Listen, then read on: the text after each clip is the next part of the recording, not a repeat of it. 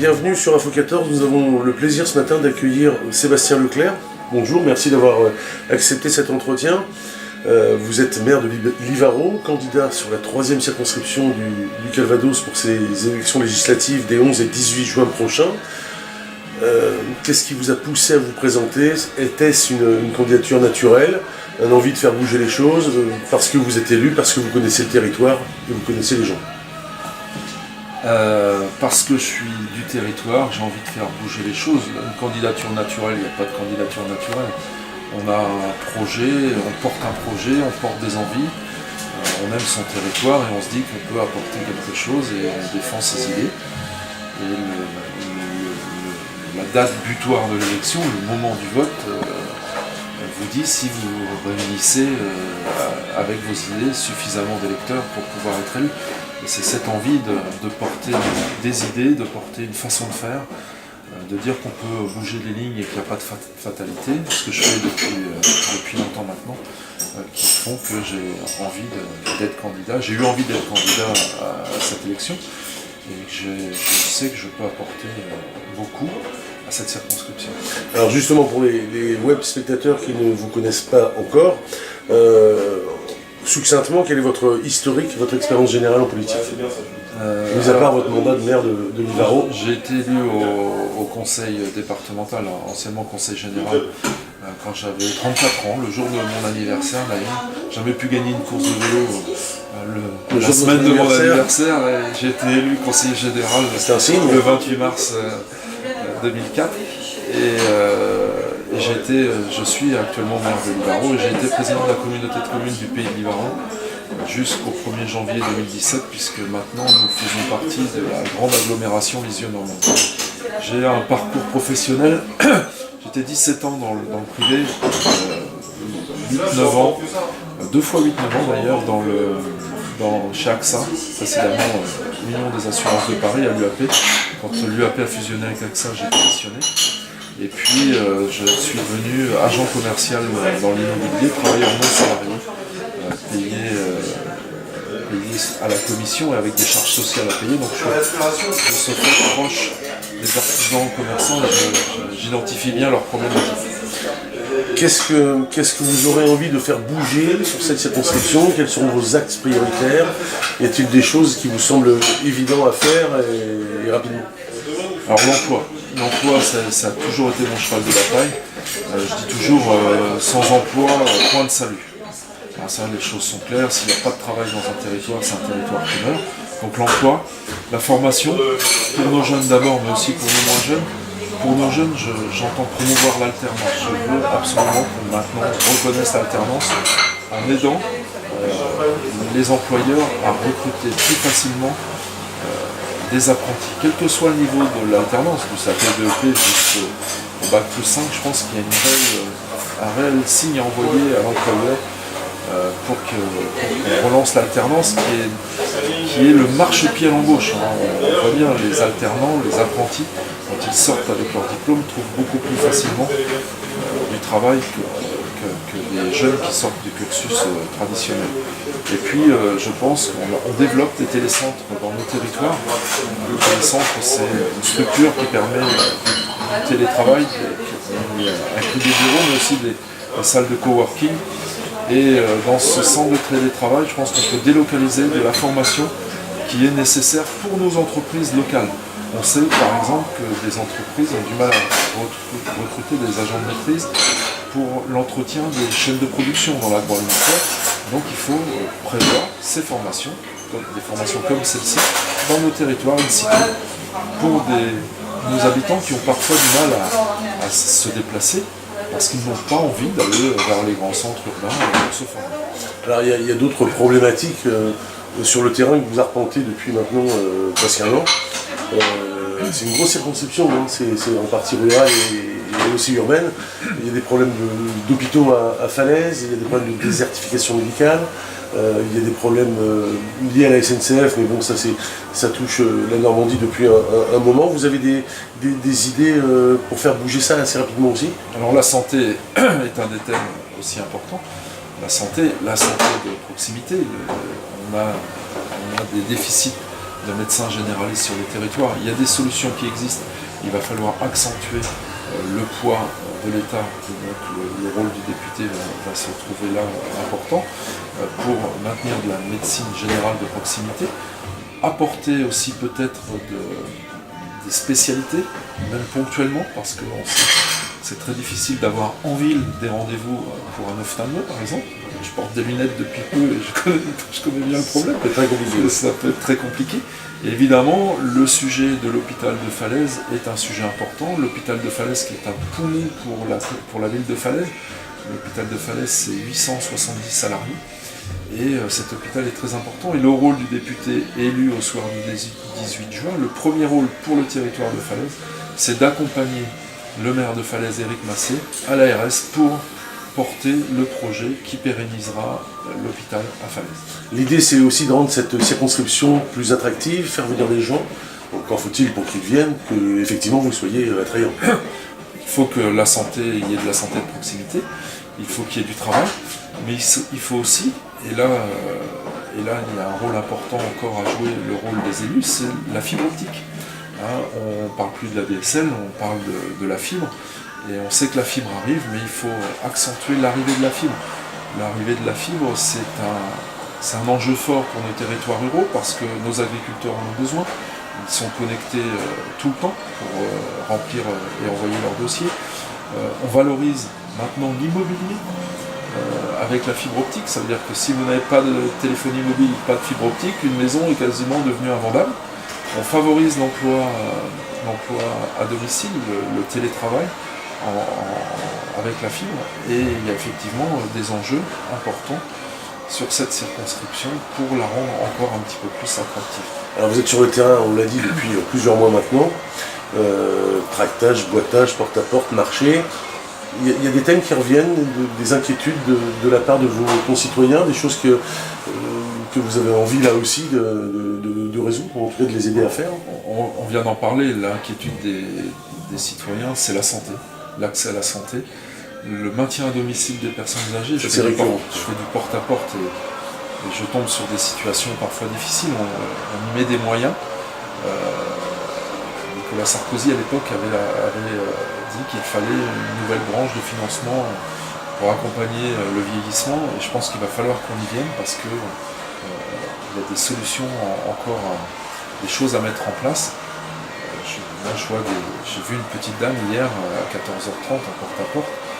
Je frappe, c'était indiqué qu'il fallait rentrer après avoir frappé, et la dame était installée, a priori immobile, devant sa table, et elle avait vu une assistante certainement familiale qui était venue l'aider à prendre son repas, et je me suis demandé à quelle heure est-ce qu'elle reverrait quelqu'un, pour qu'on la déplace peut-être. Sûrement pas un cas unique. C'est sûrement pas un cas unique, j'en ai déjà rencontré précédemment. Donc il y a effectivement l'accueil et le maintien à domicile, l'accueil en EHPAD et le maintien à domicile de nos personnes âgées. Et puis peut-être le sentiment d'insécurité. On parle de sécurité dans nos campagnes, qui ne sont pas plus qu'en ville touchées par les délits. Mais il y a une réelle inquiétude sur la sécurité. Qu'est-ce qui fait de vous le meilleur candidat sur cette circonscription pour aller porter vos voix, ce que vous avez envie de faire à l'Assemblée nationale? Qu'est-ce qui vous différencie des autres? Votre connaissance du territoire, votre proximité avec les gens? Voilà, je crois que je suis peut-être celui qui connaît le plus les gens, qui connaît le plus le territoire, j'ai toutes les expériences, j'ai l'expérience associative, j'ai l'expérience professionnelle dans une grande entreprise en tant que travailleur non salarié, j'ai l'expérience d'élu du terrain. Je laboure ce terrain, je rencontre les gens, j'ai basé toute cette campagne depuis des mois sur la rencontre des habitants, et peut-être que je suis le candidat qui a le plus de proximité avec ses habitants. Il y a quelque chose qui a son importance aussi, c'est votre grand amour pour le sport en général. Ouais, j'aime tous les sports. On voit votre visage s'illuminer dès qu'on parle de sport. Ouais, j'aime tous les sports, je suis accro au sport. C'est un vecteur de vie sociale aussi. Ouais, c'est un vecteur associatif. J'aime tous les sports. J'ai peu pratiqué les sports co, mais je pense que le sport individuel comme le cyclisme est aussi un sport d'équipe. Et en vélo, On sait que même si c'est un sport individuel, vous pouvez rarement gagner sans une équipe forte.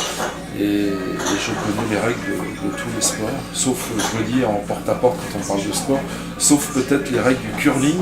Je vous laisserai vérifier ce qu'est le curling. Vous n'avez pas de patinoire à Livaron? On n'a pas de patinoire, donc vous connaissez le curling, mais je connais les règles du hockey, du basket, du foot, j'adore le rugby, j'adore le rugby, j'aime la Formule 1, j'aime la moto, je pratique le 2 roues motorisé. Voilà, j'aime tous les sports. Un mot sur le choix de votre suppléante, Nathalie Porte. Pourquoi s'est-il dirigé vers elle? Complémentarité, bonne entente, j'imagine? Complémentarité, bonne entente, elle est comme moi, elle aime les gens. Elle aussi régionale? Elle est jeune élu et en même temps entrepreneur, auto-entrepreneur, jeune élu, et elle aime les gens, elle va facilement vers les gens l'adorent. Donc c'est une bonne vitrine pour votre candidature? C'est une bonne vitrine et elle est très complémentaire parce que je pense que le député ne peut pas être partout et doit être représenté aussi parfois, surtout sur une circonscription qui est aussi grande, 110 km de long, 70 km de large, 177 communes, le député ne peut pas être partout mais doit être représenté partout. Et je pense que Nathalie Porte est quelqu'un qui saura bien faire, bien jouer son rôle. On va parler un petit peu plus de vous, Sébastien Leclerc, si vous le voulez bien, notamment hormis la politique pour le moment qui vous occupe 25 heures par jour, voire plus. Quels sont vos centres d'intérêt, quels sont les loisirs, à part le sport, que vous aimez, si le temps vous le permet? Alors j'aime beaucoup, mais il faut du temps, j'aime beaucoup le bricolage. J'aime beaucoup les travaux de la maison. Vous voyez, ce qui m'empêche de...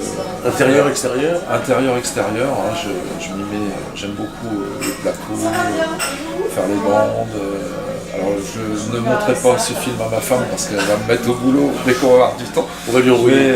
Mais j'aime beaucoup, j'ai rénové une armoire frigorifique de boucher l'année dernière avant de me lancer dans la campagne sur une quinzaine de jours et j'ai un très beau meuble frigorifique qui est devenu un meuble sur roulette dans la maison et que j'ai rénové de A à Z. Mais j'avais le temps de le faire.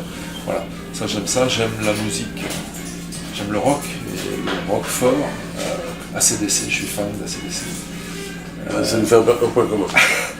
Je suis fan d'AC/DC, j'aime le rock, ouais, ça me fait vibrer, ça me donne des frissons un peu comme les arrivées au sprint d'une étape du Tour de France. Et puis j'aime l'art moderne, la peinture moderne de course. Vous parliez Tour de France, vous étiez vous-même, quand vous faisiez de la compétition, plus sprinter, plus rouleur, plus grimpeur? Je grimpais bien, parce que j'étais très sprinter. Donc ça me permettait de passer les bosses en injection quand elles n'étaient pas très longues. Et j'étais très très rapide au sprint. J'ai des sprints dont je me souviens, dans lesquels je parle peu, mais j'ai réussi à battre Richard Vivien quelques années après son titre de champion du monde. Voilà, après 2 ou 3 ans après son titre de champion du monde, à Donfront chez Jérôme Nury, une arrivée d'une course première catégorie, et je l'ai battu au sprint. Hélas, son coéquipier Claude Carlin s'était fait la malle 1 kilomètre avant et je finissais deuxième. Mais oui, j'étais sprinter, j'étais assez teigneux et j'ai un mauvais caractère sur le vélo. Ça peut être un atout en politique, ça?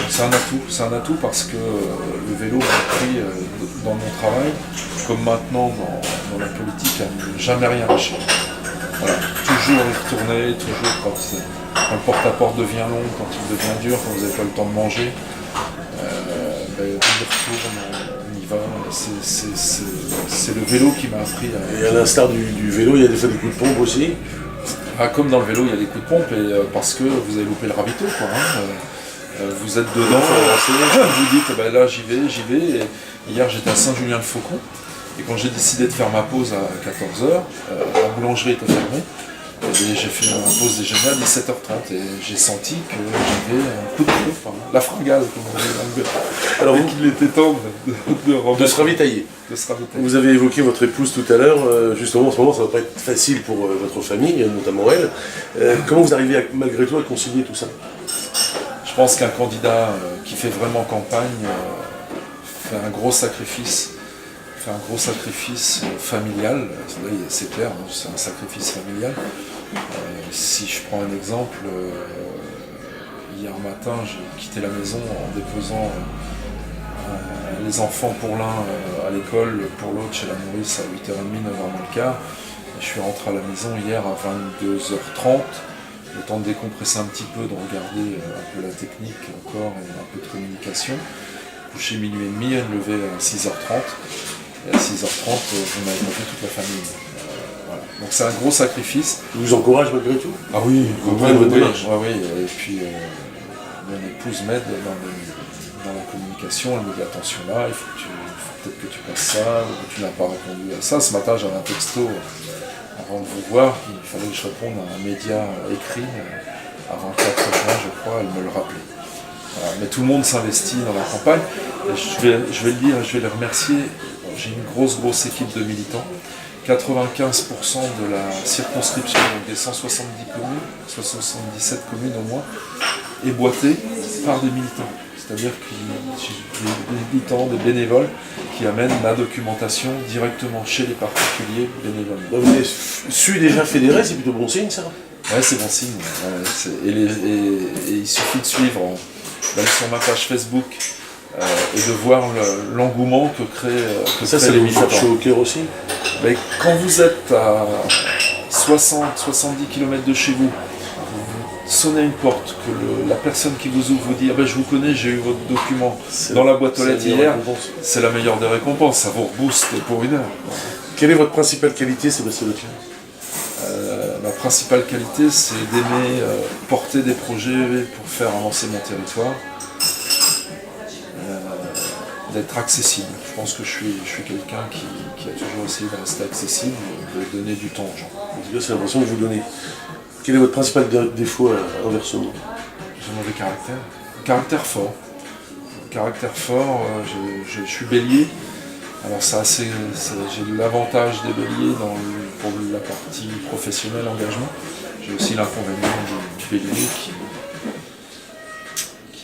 peut-être un caractère trop fort. Ça peut être là aussi un atout. À la maison. Face caméra maintenant, est-ce que vous pouvez dire en 2 mots à vos électeurs pourquoi il va falloir voter pour vous le 11 juin? Écoutez, vous pouvez voter pour moi parce que quoi qu'il arrive, je ne vous lâcherai pas et je ne lâcherai rien. Voilà. J'ai toujours été dans cette optique de faire avancer le territoire. Donc je serai quelqu'un d'engagé du premier jour au dernier jour de mon mandat. Quel est l'état actuel de votre esprit à l'heure qu'il est? Moi, j'ai bon état d'esprit. Vous savez, le fait d'aller tirer des sonnettes, à la fin de la semaine, je serai à 2000 sonnettes tirées à peu près, depuis 4 semaines. Le fait d'aller tirer des sonnettes, vous voyez les gens, vous rencontrez. Les gens sont très gentils, super gentils. Et donc je suis dans un état d'esprit serein, voilà. Confiant, on ne peut pas savoir parce que après il y a le secret de l'isoloir. Mais je suis serein, je fais campagne dans un très bon état d'esprit. J'ai choisi de me tourner vers les habitants de la circonscription et les gens me le rendent, donc je suis serein.